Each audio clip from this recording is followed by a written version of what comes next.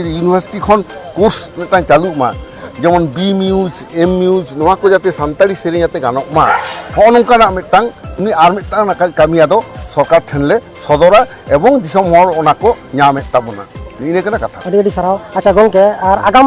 ᱪᱮᱫ ᱱᱚᱝᱠᱟᱱᱟᱜ ᱪᱤᱱᱛᱟᱹ ᱵᱷᱟᱵᱱᱟ ᱥᱟᱢᱟᱝ ᱥᱮᱱ ᱯᱮ ᱞᱟᱦᱟ ᱟᱠᱟᱱᱟ ᱚᱱᱟ ᱠᱟᱹᱡ ᱵᱟᱨᱭᱟ ᱜᱟᱱ ᱞᱟᱹᱭ ᱠᱮᱫ ᱛᱟᱵᱚᱱᱟ सामांग से बोलते नौका अब दो सानतार जातिसत्ता रक्षा लगित जहाँ आंदोलन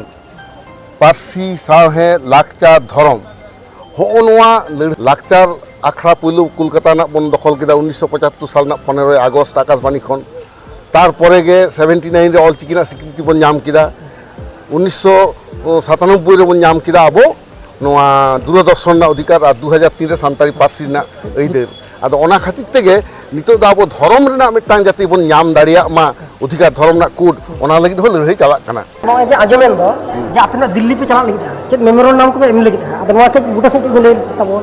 नोआ दो आदि दिन खन के चला कान तबना बाड़ा गया तबना पे पश्चिम बांग्ला रे सारी धर्म कोड कमिटी माने 5 জানুয়ারি 2021 रे तैयार कना एवं ओना ना लड़ाई जो तेगे 17 फेब्रुआरी 2023 पश्चिम बांग्ला विधानसभा रे सारी धर्म बिल पास करना और ओना केंद्र सरकार ठेलते ही ओना इदी हुयुग कना आदो गापा ना खाज अब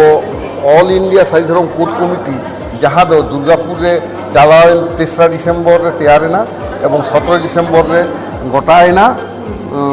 अब गोटा भारत दिसम रेन जहाँ मेम्बर को आते आदो ना ऑल इंडिया सारी धर्म कोड कमिटी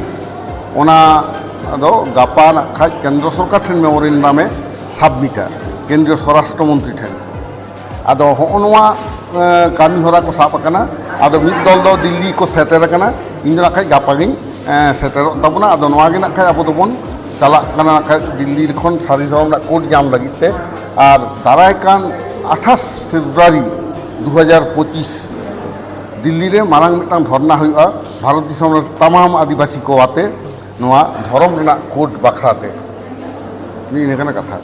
अड़ी रस्के बुझेना तो नोय जे सावता समाज लगी ते किछु पे लाहना पे लाहा का नोआ खातिर आले समाज रे जतो खन खूब कुसले बुझेया नोंका के लाहा को पे अब नोंका जाके जुड़ू मेना ओना जुड़ू को नाम होचोन पे आदो नोआ के खूब भागी बुझेना आदो गंके अबिन नुने चरक बिन लई के आर सावता समाज रे लाहा लगी तिन जुटो कर गया आदो अबिना उपु मांग बड़ाय लेना कटी तिन अबिना उपु को बिन लई सदर लखन नपाय अच्छा इया दो नियम लेकात उपरुम दे एम दरकार कना इन दो डॉक्टर सुबोध हांसदा अब आसेका वेस्ट बेंगल नि मारती सूत्रे और सारी धर्म कोड कमिटी पश्चिम बांग्ला नि कनभेनार और ऑल इंडिया सारी धर्म कोड कमिटी नि हो नेशनल कनभेनार